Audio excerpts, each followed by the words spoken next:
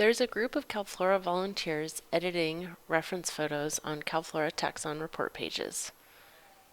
If you've been added to this group and you want to edit reference photos, sign out and then sign back in again to activate your new privileges.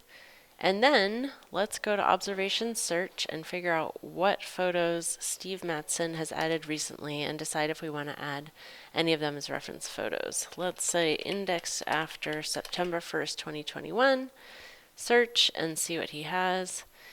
And once we get the results, then we can fold up the map and look through them.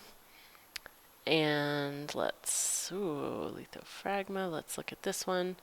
So I'm going to like it just as a signal to myself I've been here before, add it as a reference photo. And this is from observation detail page that you can add reference photos once you've been elevated to this status where you can edit reference photos. Then let's go to the taxon report page. And if you're a reference photo editor, you'll see this small photos here. Click on that, and then you can see what the order is for the reference photos and change it around. Calflora and Calphotos have very similar names, and people think that Calflora is part of the UC system and part of Calphotos, and Calflora is separate. It's a nonprofit and not part of the UC system. We're very happy to be able to serve Calphotos photos, but we don't want people to be confused about our origins. So if there's a Calflora photo that's better than the Calphotos photo, it's a good idea to switch them out, because the more Calflora photos we have, the better that is for Calflora. That's a nice photo. And once you rearrange the numbers, you can refresh the page just to see how they, oh wow, that's what I wanted to find. That one I want to be first. And to see what the order is. Okay, so before I get too wrapped up in this, and this is not static, this is always changing, and the more we touch our taxon report pages, the more Google serves them in queries about these species that people make on Google.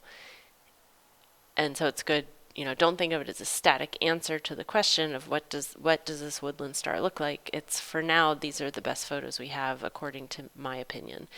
You'll note that these three are all labeled as 1. That's fine.